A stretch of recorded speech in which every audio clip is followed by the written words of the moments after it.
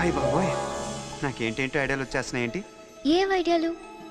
ఆ నెలవంకం తుంచి నా జల్లో తురుమాలనుందా? దాంతో నా వీపు గోక్కోవాలను.